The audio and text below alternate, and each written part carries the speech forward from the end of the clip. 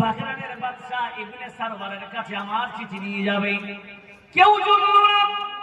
তৃতীয়বার বলছেন, কেউ শুনল না। আল্লাহর নবী চতুর্থবার বলছেন।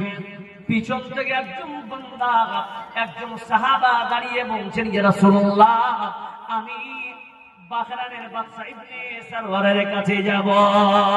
ওই লোকটা, সাহাবাটার নাম হলো সাইয়্যিদ। আল্লাহর নবী বলতেছেন, ও সাহাবারা শুনে নাও, এই সাইয়্যিদের সঙ্গী কে হবে?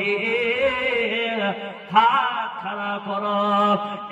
এক করে হাত খাড়া করতে করতে 30 জন সাহাবা রেডি হলেন। এবার সাইয়্যিদকে বলছেন, এই 30 জনের কমান্ডার অধ্যাপক তুমি হবে। তুমি এদেরকে হ্যান্ডেল করে আমির সেজে নিয়ে যাবে। বাহরাইন চলে গেলেন।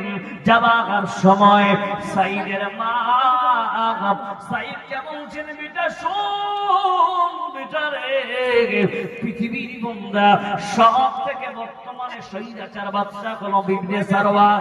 বেটা যাস না, তোমার স্ত্রী আজকাল বাচ্চা হবে রে বেটা, তোমার স্ত্রী